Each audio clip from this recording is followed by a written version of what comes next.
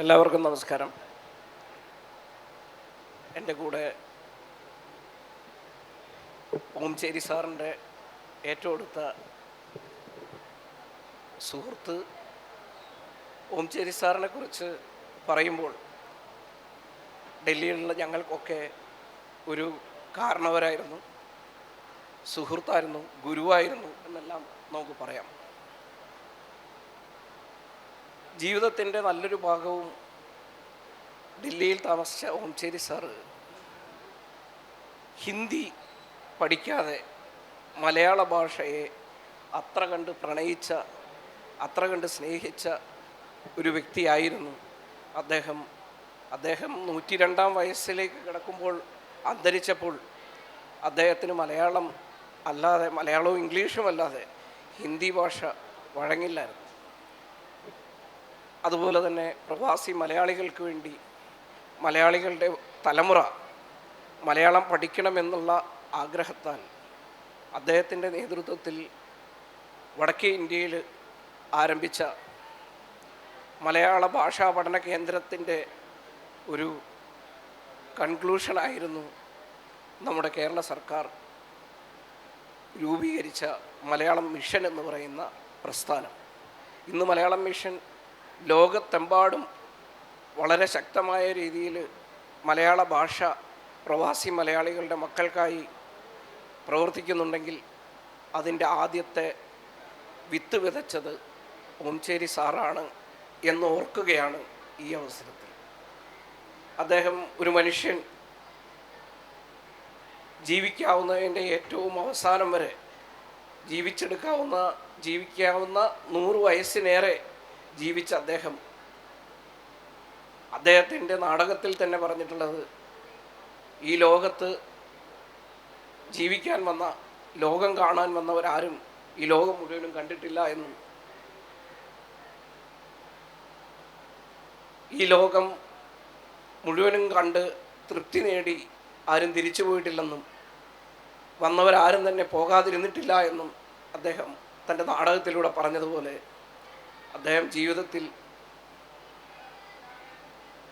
അദ്ദേഹത്തിൻ്റെ ജീവിതം പൂർണ്ണമായും ആസ്വദിച്ചു തന്നെയാണ് ഈ ലോകത്തുനിന്ന് വിട പറഞ്ഞത് എന്നതുകൊണ്ട് അദ്ദേഹത്തിൻ്റെ മരണം ഒരു ദുഃഖമായിട്ടല്ല, വളരെ സന്തോഷമായിട്ട് തന്നെയാണ് അദ്ദേഹത്തിൻ്റെ കുടുംബാംഗങ്ങൾ തന്നെ കണ്ടത്.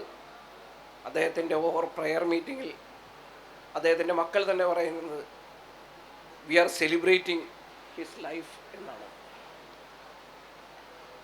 മലയാള മാധ്യമ പ്രവർത്തന രംഗത്ത് ഒട്ടേറെ സംഭാവനകൾ ചെയ്ത അദ്ദേഹം തൻ്റെ സ്കൂളിൽ പഠിക്കുന്ന അവസരത്തിലാണ് ആദ്യമായി മാധ്യമരംഗത്തേക്ക് കടന്നു വന്നത് എന്നുള്ളത് വളരെ താല്പര്യത്തോടു കൂടിയാണ് അദ്ദേഹത്തിൻ്റെ പുസ്തകത്തിലൂടെ മനസ്സിലാക്കിയത്. ഒരു ലേഖകൻ എന്ന് നമ്മളൊക്കെ കേട്ടിട്ടുണ്ടോ എന്നെനിക്കറിയില്ല. ഒലെ എന്നുള്ള പേരിൽ ദീപിക പത്രത്തിൽ സ്കൂളിൽ പഠിക്കുന്ന അവസരത്തിൽ എഴുതിയ അദ്ദേഹത്തിൻ്റെ ഒരു ലേഖനം, ആ ലേഖനം മുതൽ അദ്ദേഹം എഴുതുകയും അദ്ദേഹം പിന്നീട് കവിതകളായിരുന്നു കൂടുതലും എഴുതിയിരുന്നത്. കോളേജിൽ പഠിക്കുന്ന സമയത്ത് നോട്ടീസ് വേണം എന്നുള്ള ഒരു ഹാസ്യനാടകം എഴുതിയിട്ടുണ്ട് എന്നുള്ളതല്ലാതെ ഇന്ന് നമ്മുടെ ഇൻ്റർനെറ്റിലൊക്കെ ഓംചേരിയെക്കുറിച്ച് തിരയുമ്പോൾ അദ്ദേഹം നോവൽ എഴുതിയതായിട്ട് ചില പേജുകളിൽ കാണുവാനിടയായി. അദ്ദേഹം ഒരിക്കൽ പോലും ഒരു നോവലും എഴുതിയിട്ടില്ല എന്നുള്ള ഒരു യാഥാർത്ഥ്യം ഈ അവസരത്തിൽ, അദ്ദേഹത്തെ ഓർക്കുന്ന ഈ അവസരത്തിൽ ഞങ്ങളെ ശ്രവിക്കാനെത്തിയ നിങ്ങളുടെ അറിവിലേക്കായി പറയുകയാണ്. അദ്ദേഹം ഒരുപാട് കവിതകൾ എഴുതിയിട്ടുണ്ട്. ജോയ് സാർ ഒരു കവിയാണ്. 96 മുതൽ അദ്ദേഹം മരിക്കുന്നത് വരെ വളരെ അടുത്ത സൗഹൃദം പുലർത്തിയിരുന്നു എന്നുള്ളതും ഏറെ സന്തോഷമുണ്ടാക്കുന്നു. ഓരോ തവണ പോകുമ്പോഴും അദ്ദേഹം ഓരോ കഥകൾ പറഞ്ഞു തന്നിട്ടുണ്ട്. പക്ഷേ ഞാൻ 96 മുതലാണെങ്കിൽ ജോയ് സാർ അത്രകാലമൊന്നും ഓംചേരി സാറിനോടൊപ്പം അടുത്ത് ഇടപഴകിയിട്ടില്ലെങ്കിലും അദ്ദേഹം വളരെ കുറച്ച് സമയമാണ് ഓംചേരി സാറുമായി ഇടപഴകിയിട്ടുള്ളത്. എങ്കിലും ഞങ്ങൾ കേട്ടതിനേക്കാൾ കൂടുതൽ എല്ലാ ദിവസവും ഓംചേരി സാറിൻ്റെ അടുത്ത് പോയി കഥകൾ കേൾക്കുന്ന അദ്ദേഹം ആണ് ഓംചേരി സാറിനെ കുറിച്ച് കൂടുതൽ പറയാൻ യോഗ്യനെന്ന് വളരെ കൃത്യമായിട്ടറിയാം. നമുക്കൊക്കെ അറിയാം ഈ ആകസ്മികം എന്ന് പറയുന്ന അദ്ദേഹത്തിൻ്റെ ജീവിതകഥ, ആത്മകഥ. അദ്ദേഹത്തിൻ്റെ 90കളുടെ അവസാനമാണ് ഈ പുസ്തകം രചിച്ചത്. നമ്മളൊക്കെ കേട്ടിട്ടുള്ള പട്ടംതാണുപിള്ളയും മന്നത്ത് പത്മനാഭനും ഒക്കെയായി വളരെ അടുത്ത് ബന്ധമുണ്ടായിരുന്ന അദ്ദേഹം അവരോടൊപ്പമുള്ള അനുഭവങ്ങൾ ജോയ് സാറിനോട് പങ്കുവെച്ചത് ജോയ് സാറിൻ്റെ ഒറ്റ നിർബന്ധത്തിലാണ് ഈ ഒരു പുസ്തകം രചിക്കാനിടയായത്. ഈ പുസ്തകം രചിക്കാനിടയായ സാഹചര്യത്തെക്കുറിച്ച് ജോയ് സാർ തന്നെ നമ്മളോടൊപ്പം പറയുന്നത് ഓംചേരിയുടെ ഓർമ്മകൾ എന്നുള്ളതായതുകൊണ്ട് ആ സാഹചര്യങ്ങൾ അദ്ദേഹം തന്നെ പറയും.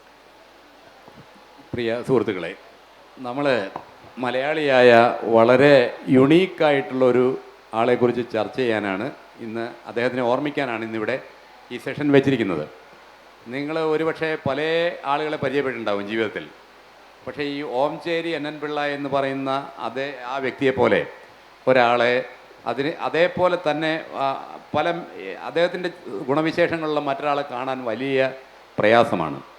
ഞാൻ പല തലങ്ങളിൽ പല തരത്തിലുള്ള ആളുകളുമായിട്ട് ജോലി ചെയ്തിട്ടുണ്ട്, അവരെ കണ്ടിട്ടുമുണ്ട്.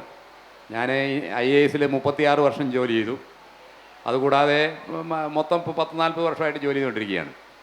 അപ്പോൾ ഈ പല മേഖലകളിലുള്ള ആളുകളെ കണ്ടിട്ടുണ്ടെങ്കിലും ഈ ഓംചേരി സാറിനെ കണ്ടപ്പോഴെനിക്ക് ഒരു പ്രത്യേകത, അദ്ദേഹത്തിൻ്റെ പ്രത്യേകത, അതുപോലുള്ള വ്യക്തികൾ ലോകത്തിൽ കുറച്ച് കുറവാണ് എന്ന് മനസ്സിലായി. അതെന്താണെന്ന് വെച്ച് കഴിഞ്ഞാൽ അദ്ദേഹം ഈ വർഷമാണ് മരിച്ചത്. 100 വയസ്സ് വരെ ആയപ്പോഴാണ് അദ്ദേഹം മരിച്ചത്. അതുകൊണ്ടല്ല അദ്ദേഹത്തിൻ്റെ പ്രത്യേകത. അദ്ദേഹത്തിൻ്റെ പല രീതിയിലും വളരെ യുണീക്കായിട്ടുള്ള ഒരു പേഴ്സണാലിറ്റിയുള്ള ഒരു വ്യക്തി. അദ്ദേഹം ഒരു മലയാളിയാണ് എന്നതിൽ നമുക്കെല്ലാം അഭിമാനം കൊള്ളാവുന്ന ഒരു വ്യക്തിയാണ്. ഡൽഹിയിൽ 75 വർഷക്കാലം അദ്ദേഹം ജീവിച്ചു. അപ്പോൾ ഡൽഹിയിൽ പോയ ആളുകൾക്കെല്ലാം അദ്ദേഹത്തിനെക്കുറിച്ച്, അദ്ദേഹം ഡൽഹിയിലെ മലയാളികളുടെ ഒരു കാരണവർ എന്നാണ് പറയുന്നത്. 60ഓളം നാടകങ്ങൾ എഴുതി. അദ്ദേഹം ഇന്ത്യൻ ഇൻഫർമേഷൻ സർവീസിൽ ഉദ്യോഗസ്ഥനായിരുന്നു. അത് കഴിഞ്ഞിട്ട് പിന്നെ ഇന്ത്യൻ ഇൻസ്റ്റിറ്റ്യൂട്ട് ഓഫ് മാസ് കമ്മ്യൂണിക്കേഷനിലെ പ്രൊഫസറായിരുന്നു. അത് കഴിഞ്ഞ് ഭാരതീയ വിദ്യാഭവൻ്റെ പ്രിൻസിപ്പലായിരുന്നു. അങ്ങനെ പല പല മേഖലകളിൽ അദ്ദേഹം പ്രവർത്തിച്ചിട്ടുണ്ട്. ഡൽഹിയുടെ സാമൂഹ്യ സേവന രംഗത്ത് പ്രവർത്തിച്ചിട്ടുണ്ട്. കേരള ക്ലബിൻ്റെ പ്രസിഡൻ്റായിട്ട് 25 വർഷം പ്രവർത്തിച്ചിട്ടുണ്ട്. അങ്ങനെ വളരെ പല മേഖലകളിൽ പ്രവർത്തിച്ച വ്യക്തിയാണ്. പക്ഷേ അതൊന്നുമല്ല അദ്ദേഹത്തിൻ്റെ ആ യുണീക്ക്നെസ് എന്ന് പറയുന്നത്. നമ്മൾ ഒരു വ്യക്തിയെ കാണുമ്പോൾ അതുപോലുള്ള വ്യക്തികൾ വേറെ ആരെയും ഇല്ലെങ്കിൽ നമുക്ക് പ്രത്യേക ഒരു ആകർഷണം തോന്നും. ഞാൻ ഇദ്ദേഹത്തിനെ ആദ്യം കാണുന്നത് 2014 അന്ന് ഞാൻ ഡൽഹിയിൽ കേന്ദ്ര സർക്കാരിൽ ക്യാബിനറ്റ് സെക്രട്ടേറിയറ്റിൽ ജോയിൻറ്റ് സെക്രട്ടറിയാണ്. അപ്പോൾ അന്ന് ഞാൻ ഇദ്ദേഹത്തിനെ കണ്ടു. ഇദ്ദേഹമായിട്ട് സംസാരിച്ചപ്പോൾ എനിക്ക് ആദ്യമേ മനസ്സിലായി ഇദ്ദേഹം മറ്റൊരു മനുഷ്യരെ പോലെയുള്ള ഒരു ആളല്ല, ഒരു സാധാരണ വ്യക്തിയല്ല എന്ന് മനസ്സിലായി. എന്താണ് ഇദ്ദേഹത്തിൻ്റെ പ്രത്യേകത? ഇദ്ദേഹത്തിൻ്റെ ഈ പുസ്തകം 95 വയസ്സായപ്പോൾ 96 വയസ്സായപ്പോൾ പ്രസിദ്ധീകരിച്ചതാണ്, ആത്മകഥ. ഇതിൻ്റെ പേര് ആകസ്മികം എന്നാണ്. ഇത് കേന്ദ്ര സാഹിത്യ അക്കാദമിയുടെ അവാർഡ് 2020 ലഭിച്ച പുസ്തകമാണ്. നിങ്ങൾക്ക് ഈ ജീവിതത്തിൽ എന്തെങ്കിലും ഒരു ജീവിതത്തെക്കുറിച്ച് ഒരു പുതിയ വ്യത്യസ്തമായ കാഴ്ചപ്പാട് കിട്ടണമെന്ന് ആഗ്രഹമുണ്ടെങ്കിൽ നിങ്ങളെല്ലാവരും വായിക്കാൻ ഞാൻ ശുപാർശ ചെയ്യുന്ന ഒരു പുസ്തകമാണിത്, ഈ ആകസ്മികം. അത് അദ്ദേഹത്തിൻ്റെ ജീവിതകഥയാണ്. അത് 100 വയസ്സ് വരെ ജീവിച്ച ഒരാളുടെ ജീവിതം എന്നുള്ള രീതിയിൽ മാത്രമല്ല, ഇത് വളരെ യുണീക്കായിട്ടുള്ളൊരു പുസ്തകമാണ്. ഇത് എഴുതിയത് തന്നെ ഒരു ആകസ്മികമാണ്. അപ്പോൾ ഇത് ആകസ്മികം എന്ന് പേരിട്ടപ്പോൾ അദ്ദേഹം ഇതിനെക്കുറിച്ച് പറഞ്ഞത് ഇത് കോയിൻസിഡൻസ് എന്ന് പറയുന്ന ഒരു വാക്കുണ്ട് ഇംഗ്ലീഷിൽ, അതാണ് ആകസ്മികം മലയാളത്തിൽ. കോയിൻസിഡൻസിനെ കുറിച്ച് ആൽബർട്ട് ഐൻസ്റ്റൈൻ പറഞ്ഞത് coincidence is God's way of remaining anonymous എന്നാണ്. അതായത് എപ്പോഴാണ് നമ്മൾ കോയിൻസിഡൻസ് പറയുന്നത്? ദൈവം അതിൻ്റെ പിറകിലുണ്ട്, പക്ഷേ ദൈവം മുൻപിൽ വന്ന് ഞാനിവിടെ ഉണ്ട് എന്ന് പറയാൻ ആഗ്രഹിക്കുന്നില്ല. അപ്പോഴാണ് കോയിൻസിഡൻസ് വരുന്നത്. എവിടെയെങ്കിലും നിങ്ങളുടെ ജീവിതത്തിൽ കോയിൻസിഡൻസ് വന്നാൽ അതിൻ്റെ പിറകിൽ ദൈവമുണ്ട് എന്ന് നിങ്ങൾക്ക് മനസ്സിലാവും. എവിടെയെങ്കിലും നിങ്ങൾ മിസ്റ്ററി കണ്ടാൽ, ദൈവം കാണപ്പെടുന്നത് 2 രീതിയിലാണ്. ഒന്ന് മിസ്റ്ററി, നിങ്ങളെവിടെയെങ്കിലും മിസ്റ്ററി കണ്ടു കഴിഞ്ഞാൽ നിങ്ങൾക്ക് തോന്നുന്നു ഇതിൻ്റെ പുറകിൽ ആരോ ഉണ്ട്, അപ്പോൾ നിങ്ങൾ ദൈവം അതിൻ്റെ പുറകിലുണ്ട് എന്ന് വിചാരിക്കും. അതുപോലെ കോയിൻസിഡൻസ് കണ്ടാലും അങ്ങനെ വിചാരിക്കും. അപ്പോൾ ഒരാളുടെ ജീവിതത്തിൽ മുഴുവൻ കോയിൻസിഡൻസാണ് പ്രധാനപ്പെട്ട ഒരു ഭാഗം വഹിക്കുന്നത് എങ്കിൽ എന്താണ് നിങ്ങൾക്ക് തോന്നുന്നത്? അതിൻ്റെ പിറകിൽ ദൈവം ഉണ്ടെന്നാണ്. അതുകൊണ്ടാണ് ഓംചേരി സാർ പറഞ്ഞത് ദൈവം ഇങ്ങനെ ഒരു വിളക്കുമായിട്ട് മുമ്പിൽ പോകും, ഞാനതിൻ്റെ പുറകെ സഞ്ചരിക്കും. ഇതാണ് അദ്ദേഹത്തിൻ്റെ ഫിലോസഫി. അപ്പോൾ അദ്ദേഹത്തിൻ്റെ ജീവിതത്തിൽ എവിടെയൊക്കെയാണ് ഇത്തരത്തിൽ കോയിൻസിഡൻസ് വന്നിരിക്കുന്നത് എന്നുള്ള ആ കഥകൾ ഇദ്ദേഹം വിശദീകരിച്ചതാണിത്.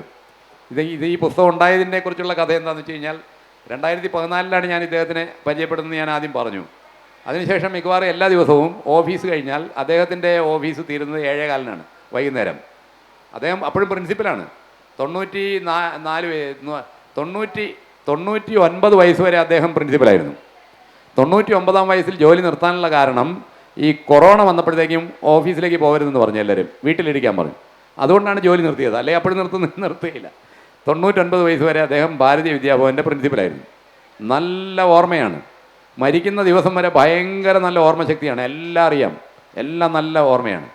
അപ്പോൾ അദ്ദേഹം ഈ 2014 ഞാൻ അദ്ദേഹത്തിനെ ആദ്യമായിട്ട് കാണുന്ന സമയത്ത്, അപ്പോൾ പിന്നെ അത് കഴിഞ്ഞിട്ട് എൻ്റെ ഓഫീസ് 5 മണിക്ക് കഴിയുമ്പോൾ ഞാൻ ഇദ്ദേഹത്തിൻ്റെ ഓഫീസിൽ പോകും. എന്നിട്ട് 1-1.5 മണിക്കൂർ ഇദ്ദേഹമായിട്ട് പല കാര്യങ്ങൾ സംസാരിച്ചിരിക്കും. അങ്ങനെ സംസാരിച്ചിരുന്നപ്പോൾ ഇടയ്ക്ക് കുറേ കഴിഞ്ഞപ്പോൾ ഇദ്ദേഹം എന്നോട് ഈ സ്വന്തം ജീവിതത്തിലെ പല സംഭവങ്ങളും പറയാൻ തുടങ്ങി. അപ്പോൾ എനിക്കത് വളരെ അത്ഭുതകരമായിട്ട് തോന്നി. സ്വന്തം ജീവിതത്തിലെ അനുഭവങ്ങളൊക്കെയാണ്, വളരെ അത്ഭുതകരമായ കാര്യങ്ങൾ. അപ്പോൾ ഞാൻ പറഞ്ഞു, സാർ ഇതൊരു ആത്മകഥ നമുക്ക് പ്രസിദ്ധീകരിക്കണ്ടേ? അപ്പോൾ അദ്ദേഹം പറഞ്ഞു, അത് നേരത്തെ ഒന്ന് ശ്രമിച്ചു, പക്ഷേ അതത്ര ശരിയായില്ല, അതുകൊണ്ട് അത് ഡ്രോപ്പ് ചെയ്ത് വെച്ചിരിക്കുകയാണ്. അപ്പോൾ ഞാൻ പറഞ്ഞു, ഈ കഥ സാറ് പറയും, ഞാനിത് റെക്കോർഡ് ചെയ്യാം.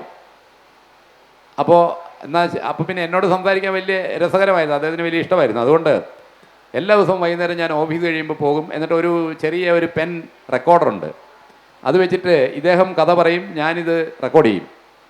അങ്ങനെ റെക്കോർഡ് ചെയ്ത് ഇത് ടൈപ്പ് ചെയ്യാൻ കൊടുത്തു.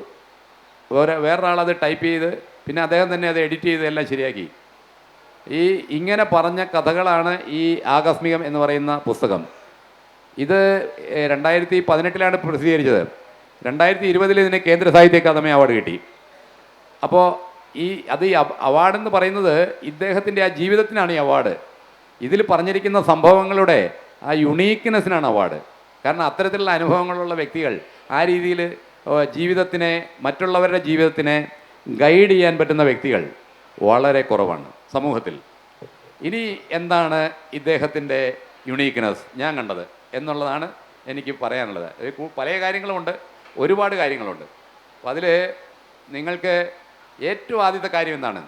ഏറ്റവും ആദ്യത്തെ കാര്യം ഞാൻ നേരത്തെ പറഞ്ഞു, coincidence is God's way of remaining anonymous.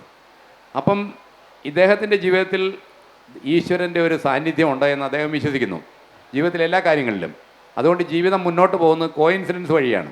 അദ്ദേഹം അധികം വളരെയധികം എല്ലാം കണിശമായിട്ട് പ്ലാൻ ചെയ്ത് എല്ലാം കൃത്യമായിട്ട് ഇങ്ങനെ സംഭവിക്കണമെന്ന് വിചാരിച്ച് ചെയ്യുന്ന ആളല്ല. കാര്യങ്ങൾ സംഭവിക്കുന്നു, അദ്ദേഹം ആ കാര്യങ്ങൾ വരുന്ന രീതിയിൽ സ്വീകരിക്കുന്നു. അത്ര ഒരു വ്യക്തിയാണ്. അപ്പോൾ ഈ കോയിൻസിഡൻസിനെ കുറിച്ച് പറഞ്ഞു കഴിയുമ്പോൾ ഇദ്ദേഹത്തിൻ്റെ ഒരു പ്രത്യേകത, ഈ ഗുഡ് വിൽ എന്ന് പറയുന്നൊരു സംഗതിയുണ്ട്. മലയാളത്തിൽ സഹൃദയത്വം എന്ന് വേണമെങ്കിൽ പറയാം. പണ്ട് സാഹിത്യത്തിൻ്റെ അടിസ്ഥാനം സഹൃദയത്വമാണ് എന്നാണ് വിശ്വസിച്ചിരുന്നത്. ഒരു സാഹിത്യകാരനാവണമെങ്കിൽ, ഒരു സാഹിത്യ ആസ്വാദകനാവണമെങ്കിൽ ആദ്യം വേണ്ട ഒരു ഗുണമാണ് സഹൃദയത്വം, ഗുഡ് വിൽ എന്ന് വേണമെങ്കിൽ ഇംഗ്ലീഷിൽ പറയാം. അപ്പോൾ പണ്ട് വള്ളത്തോളൊരു ശ്ലോകം എഴുതിയിട്ടുണ്ട്, മോഹിക്കേണ്ടും അഖണ്ഡകീർത്തിയുടുനിര കോമൽ ത്രിയാമാഗമം ദാഹിക്കും മതിജാതകിക്കു പുതുതാം കാദംബിനി കന്തളം സാഹിത്യത്തിരുമാറിടത്തിനു മഹാനീലപ്പതക്കം ജഗൽ സൗഹിത്യത്തിനു ലാലസിപ്പു കവിതാലക്ഷ്മി കടാക്ഷാഞ്ചലം എന്ന്. അപ്പോൾ ഈ സാഹിത്യം എന്ന് പറയുന്നത് ജഗൽ സൗഹിത്യത്തിന്, ഈ ജഗത്തിൽ സുഹിതം സംഭവിക്കുന്ന ഒരു കാര്യമെന്നാണ് കവി പറയുന്നത്. അപ്പം മനുഷ്യൻ്റെ മനസ്സ് അത് സാഹിത്യത്തിലുണ്ടോ? അതുകൊണ്ടാണ് പണ്ട് സഹൃദയന്മാരായിരിക്കണം സാഹിത്യത്തിൽ വ്യാപരിക്കുന്നവർ എന്ന് പറയാറുണ്ട്. അപ്പം ഞാൻ ഈ ഓംചേരി സാറിനെ കണ്ടപ്പോൾ എനിക്ക് തോന്നിയത് ഇദ്ദേഹത്തിൻ്റെ ഗുഡ് വില്ല് വളരെ അപാരമാണ്. ഈ ലോകാ സമസ്ത സുഖിനോ ഭവന്തു എന്ന് വിശ്വസിക്കുകയും അത് പ്രാവർത്തികമാക്കുകയും അതല്ലാതെ മറ്റൊന്നും ചിന്തിക്കാതിരിക്കുകയും ചെയ്യുന്ന വ്യക്തികളെ നിങ്ങൾ കണ്ടിട്ടുണ്ടോ? ഈ ലോകത്തിൽ എല്ലാവർക്കും നന്മ വരണം, എല്ലാവരുടെയും മറ്റുള്ളവരുടെ നന്മയെക്കുറിച്ച് അവർക്ക് നന്മ വരുന്ന കാര്യത്തെക്കുറിച്ച് നമ്മൾ ചിന്തിക്കുന്നു, അവരല്ല ചിന്തിക്കുന്നത്. അവരറിയാതെ തന്നെ അവർക്ക് ചിലപ്പോൾ നന്മ വരുന്ന കാര്യങ്ങൾ ചെയ്യുന്നു ഒരാൾ. അങ്ങനെ ചെയ്യുന്ന ആളുകളെ കണ്ടിട്ടുണ്ടോ? അങ്ങനെ ചെയ്യുന്ന ഒരു വ്യക്തിയാണ് ഈ ഓംചേരി സാറ്. അപ്പോൾ അദ്ദേഹത്തിന് അത്തരത്തിലുള്ള ഒരു ഭയങ്കര ഗുഡ് വില്ലുണ്ട്. ഈ ഗുഡ് വില്ല് ഉള്ളതുകൊണ്ട് അദ്ദേഹത്തിൻ്റെ പ്രവർത്തനങ്ങൾ മുഴുവൻ ഒരുപക്ഷെ അദ്ദേഹത്തിൻ്റെ ഈ വലിയ ആരോഗ്യത്തിൻ്റെ ലക്ഷണം, അതിൻ്റെ കാരണം എന്താണെന്ന് നോക്കി കഴിഞ്ഞപ്പോൾ എനിക്ക് തോന്നിയത് ഈ സന്മനസ്സാണ്. കാരണം അദ്ദേഹത്തിൻ്റെ മനസ്സിൽ യാതൊരു വക പിന്നെ എന്താണ് ഈ ദുർമനസ്സില്ല. സന്മനസ്സിൻ്റെ ഒരു നിറവിടമായതുകൊണ്ട് അദ്ദേഹത്തിന് യാതൊരു ടെൻഷനില്ല, ഒരു കാര്യത്തെക്കുറിച്ച് ഒരു ടെൻഷനില്ല, ഒരു സ്ട്രെസ്സില്ല. അപ്പോൾ അങ്ങനെയുള്ള ഒരു വ്യക്തി. അപ്പോൾ മറ്റുള്ള ആളുകൾ അദ്ദേഹത്തിൻ്റെ ഓഫീസിൽ എല്ലാവർക്കും പ്രവേശനമാണ്. അതിൽ മുകളിലുള്ള ആൾ താഴെയുള്ള ആൾ അങ്ങനെയൊന്നുമില്ല. പല വ്യക്തികളും അവിടെ പോകുന്നു, അദ്ദേഹമായിട്ട് സംസാരിക്കുന്നു. അവർക്കെല്ലാം ഒരു പോസിറ്റിവിറ്റി കിട്ടുന്നു. ഇദ്ദേഹത്തിൽ നിന്ന് പ്രസരിക്കുന്ന ഒരു പോസിറ്റീവ് എനർജിയാണ്. 97 വയസ്സായ വ്യക്തിയെക്കുറിച്ചാണ് ഞാൻ പറയുന്നത്. 96, 97, 100 വയസ്സായ വ്യക്തികൾ അവരിങ്ങനെ വളരെ പോസിറ്റിവിറ്റി പ്രസരിപ്പിച്ചിരിക്കാനായിട്ട് എങ്ങനെയാണ് കഴിയുക? കൊച്ചുകുട്ടികൾ അദ്ദേഹത്തിൻ്റെ സുഹൃത്തുക്കളാണ്. 10-15 വയസ്സായ കുട്ടി സുഹൃത്താണ്, 90 വയസ്സായ ആളും സുഹൃത്താണ്, എല്ലാവരും ഫ്രണ്ട്സാണ്. അതെങ്ങനെ ഒരാൾക്ക് സാധിക്കുന്നു? ഒരു 100 വയസ്സായ ഒരാൾ 10 വയസ്സായ ആൾ എങ്ങനെയാണ് ഫ്രണ്ടാക്കുന്നത്? ഈ ഓംചേരി സാറിൻ്റെ റൂമിൽ ചെല്ലുന്ന അദ്ദേഹവുമായിട്ട് ബന്ധപ്പെടുന്ന എല്ലാവരും സുഹൃത്തുക്കളാണ്, വലിയ സുഹൃത്തുക്കളാണ്. ഇങ്ങനെയൊക്കെയുള്ള വളരെ യുണീക്കായിട്ടുള്ള സ്വഭാവവിശേഷങ്ങൾ ഇദ്ദേഹത്തിനുണ്ടായിരുന്നു. അപ്പോൾ അതുകൊണ്ടാണ് ഞാൻ ഇദ്ദേഹത്തിൻ്റെ കഥകൾ പറയണമെന്ന് പറഞ്ഞത്. കഥകൾ ഓരോന്ന് കേട്ട് കഴിഞ്ഞപ്പോൾ വളരെ അത്ഭുതകരമായ കഥകളാണ്. എങ്ങനെയാണ് അദ്ദേഹത്തിൻ്റെ ജീവിതം ഈ പോസിറ്റിവിറ്റിയിലേക്ക് വന്നത്? ഈ പോസിറ്റിവിറ്റിയിലേക്ക് അദ്ദേഹത്തിൻ്റെ ജീവിതം വരാനായിട്ട് പിറകിൽ ഈശ്വരൻ്റെ ഒരു ശക്തിയുണ്ടെന്ന് അദ്ദേഹം വിശ്വസിക്കുന്നു. ആ ഈശ്വരൻ്റെ ശക്തി കോയിൻസിഡൻസ് വഴിയാണ് വരുന്നത്, കാണുന്നത് എന്ന് അദ്ദേഹം വിശ്വസിക്കുന്നു. കാരണം അദ്ദേഹത്തിൻ്റെ ജീവിതത്തിലെ പ്രധാനപ്പെട്ട എല്ലാ സംഭവങ്ങളിലും കോയിൻസിഡൻസ് ഉണ്ട്. അപ്പോൾ അദ്ദേഹം പറഞ്ഞു അവസാനം ഈ പുസ്തകം എഴുതിയതും കോയിൻസിഡൻസ് ആണെന്ന്. കാരണം ഞാൻ അവിടെ ആ സമയത്ത് 2014 കേന്ദ്ര സർക്കാരിൽ ജോലി ചെയ്യാൻ അവിടെ ചെന്നിട്ട് ഇദ്ദേഹമായിട്ട് വർത്തമാനം പറഞ്ഞു തുടങ്ങിയതുകൊണ്ട് വന്നൊരു പുസ്തകമാണ്. അപ്പോൾ ഇത് ഒരു കോയിൻസിഡൻസ് ആണെന്നാണ് അദ്ദേഹം ഇതിലെഴുതി വെച്ചിരിക്കുന്നത്.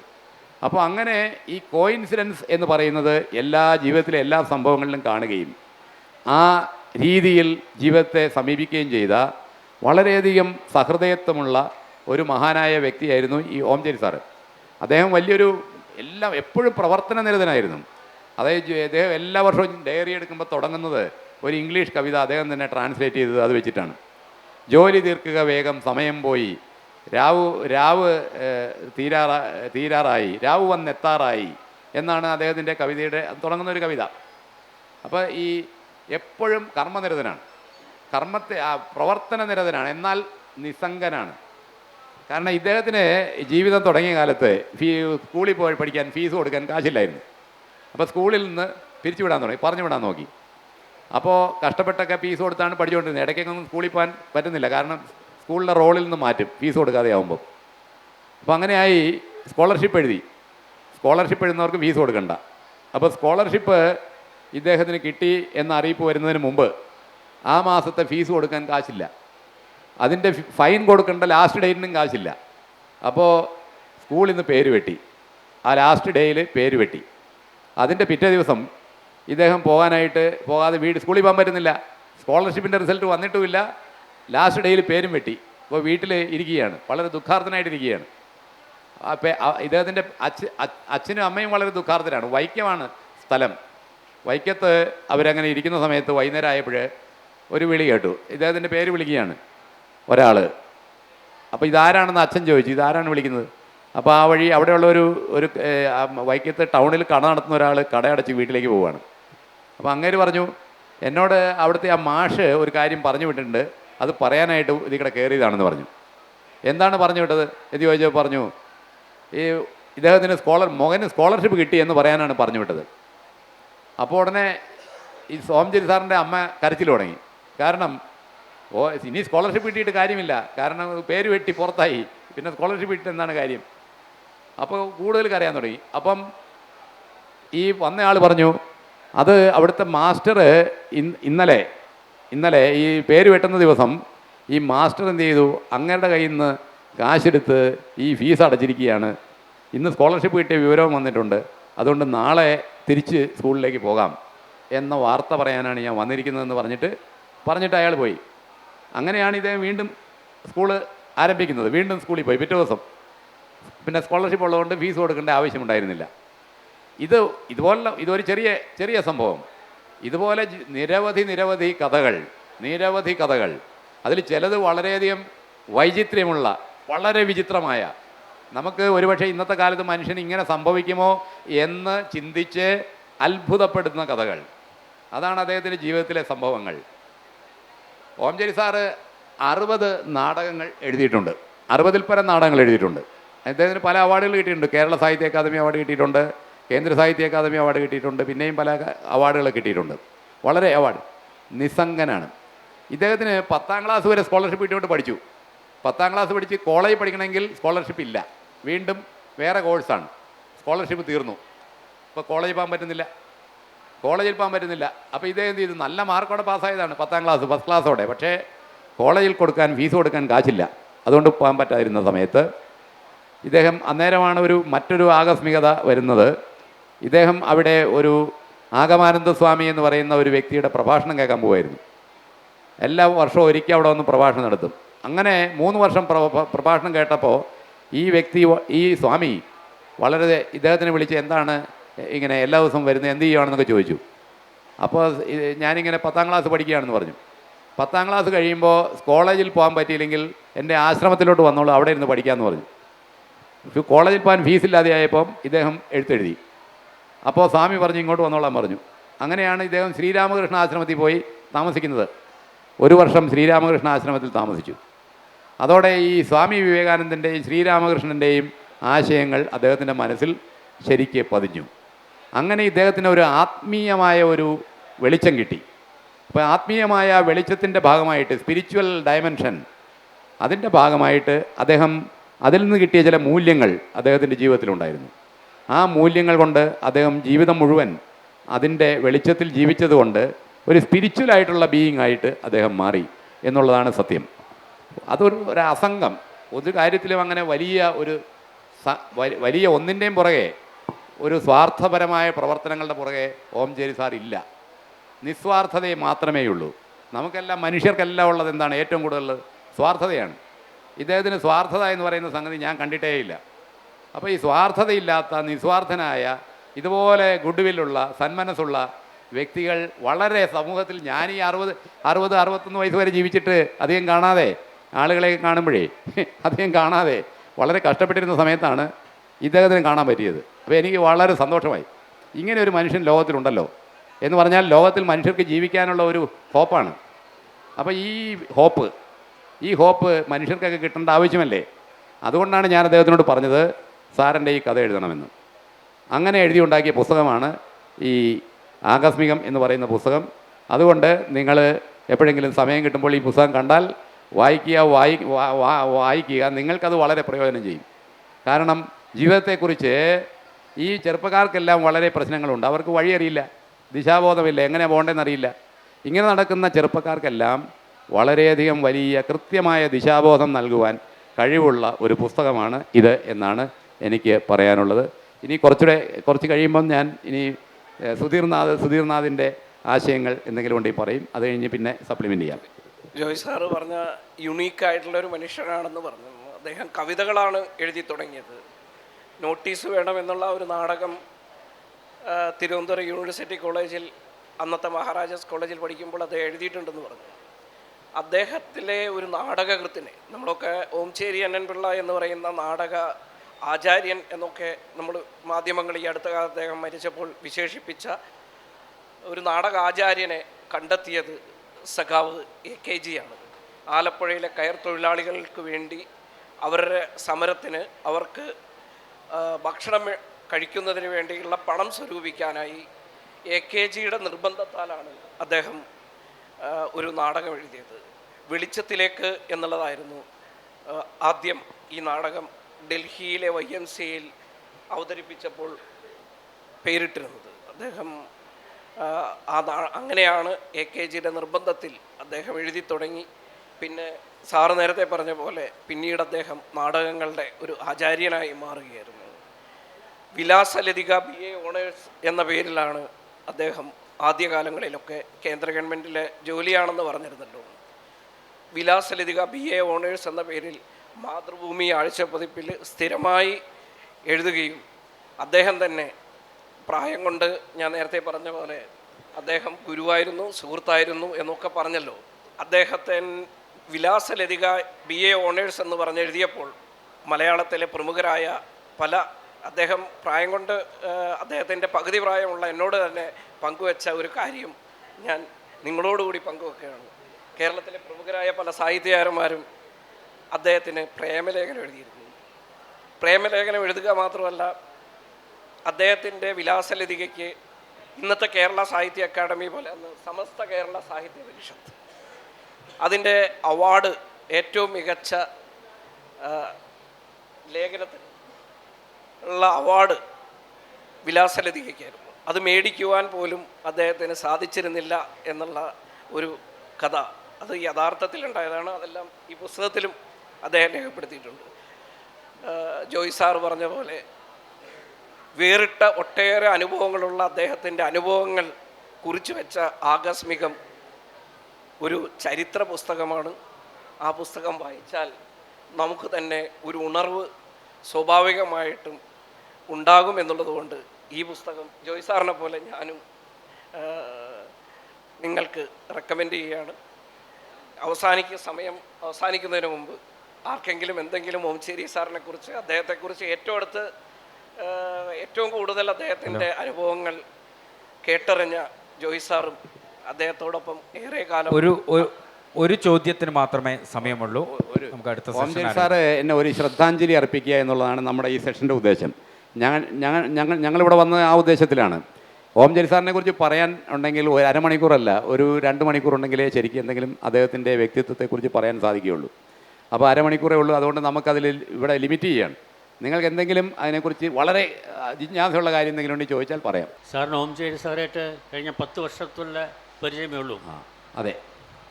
ഈ 10 വർഷത്തെ അദ്ദേഹമായി പരിചയപ്പെട്ടതിന് ശേഷം സാറിൻ്റെ ജീവിത വീക്ഷണത്തിൽ എന്തെങ്കിലും മാറ്റം വരുത്തുവാൻ അദ്ദേഹത്തിന് സാധിച്ചിട്ടുണ്ടോ എന്നറിയണം. അതറിയാൻ ഞാൻ ചോദിക്കാൻ കാരണം, അങ്ങനെ എന്തെങ്കിലും മാറ്റം വരുത്തിയിട്ടുണ്ടെങ്കിൽ ഞാൻ തീർച്ചയായും ഈ പുസ്തകം ഒന്ന് വായിച്ച്. തീർച്ചയായിട്ടും. അതായത് ഓംചേരി സാറിനെ കാണുന്ന ഞാൻ മാത്രമല്ല, എല്ലാ വ്യക്തികളുടെയും ജീവിതത്തിൽ മാറ്റങ്ങളുണ്ടാവും. കാരണം അവരുടെ ജീവിതത്തിൻ്റെ വീക്ഷണത്തിൽ ചെറിയ മാറ്റങ്ങളുണ്ടാവും. കാരണം മനുഷ്യൻ എന്ന് പറയുന്നത് നിങ്ങൾ കാണാത്ത, ഇതുവരെ അങ്ങനെ സാധാരണയിൽ എപ്പോഴും കാണാത്ത മനുഷ്യനാണ് അദ്ദേഹം.